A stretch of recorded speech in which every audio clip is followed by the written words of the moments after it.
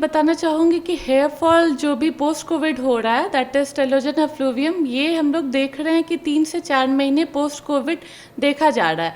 ज़्यादातर पेशेंट में हीमोग्लोबिन कम आ रहा है या विटामिन डी के लेवल्स कम है, तो जैसे ही हम उन्हें करेक्ट कर रहे हैं तो हेयर फॉल कंट्रोल हो जा रहा है। और पहले भी देखा जा रहा था, कभी भी कोई वायरल इन्फेक्शन होता है जब हमारा बॉडी कमज़ोर पड़ता है, जैसे टाइफाइड होता था या मलेरिया या पोस्ट प्रेगनेंसी भी, तो हेयर फॉल ज़्यादा देखा जाता है। वही चीज़ आज के टाइम पोस्ट कोविड देखा जा रहा है। तो इसका कारण पोस्ट कोविड जब भी होता है तो दैट इज़ वो उस टेलोजन एफ्लूवियम में हमें अंदरूनी कॉज को करेक्ट करना है, साथ में कुछ हेयर सीरम्स ऐड करना है, पेशेंट्स इम्प्रूव कर जाते हैं 1 से 2 महीने में। मैम एक चीज़ बहुत ज़रूरी मैं यहाँ ये समझना चाहूँगी कि जनरली क्या होता है कि लोगों के 10 बाल भी अगर झड़ते हैं तो कुछ लोग घबरा जाते हैं हेयर फॉल के नाम पे। ऐसे में हेयर फॉल को लेकर जो अलार्मिंग स्थिति होती है, लोगों को चिंता करने की ज़रूरत कब है?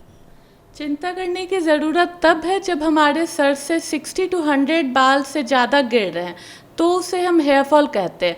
हर इंसान के सर पे फिक्स नंबर ऑफ बाल होते हैं और कुछ रेगुलर अमाउंट ऑफ बाल वो रेगुलर शेड होते रहते हैं। तो जब भी हमारे बाल मोर देन 60 to 80 गिरते हैं तो उसे तब हमें परेशान होना चाहिए। जब हम लोग किसी डर्मेटोलॉजिस्ट के पास या स्किन स्पेशलिस्ट के पास हेयर फॉल की प्रॉब्लम लेकर जाते हैं तो इलाज किस तरीके से किया जाता है ये लोग जानना चाहते हैं, क्योंकि बाल के लिए कोई इलाज लोग समझते नहीं हैं। तो हेयर फॉल का इलाज क्या है?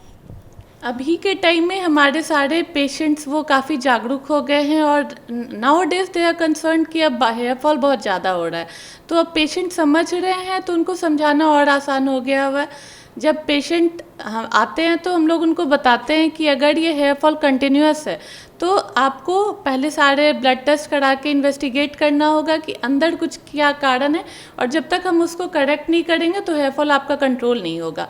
बस ऊपर से लगाए जाने वाली दवाओं से हेयर फॉल कंट्रोल नहीं होता है। मैम हेयर फॉल को लेकर होम रेमेडीज़ भी लोग बहुत ज़्यादा लेते हैं। कोई मेथी लगाता है, कोई अंडा लगाता है और अलग अलग तरीके की चीज़ें बालों में लगाई जाती है। तो ये अंडा मेथी लगाना और ये सारी चीज़ें जो है बालों के लिए क्या सही है या फिर गलत?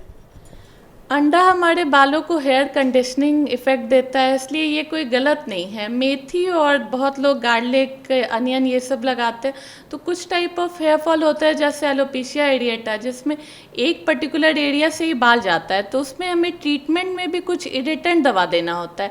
तो उस तरह के हेयर फॉल में मेथी, अदरक इस तरह का लगाना वो फ़ायदेमंद होता है, पर जनरली सब चीज़ में एक ही चीज़ लगाना वो फ़ायदेमंद नहीं है। तो always consult your doctor before applying any medicine और एनी होम रेमेडीज ऑल्सो।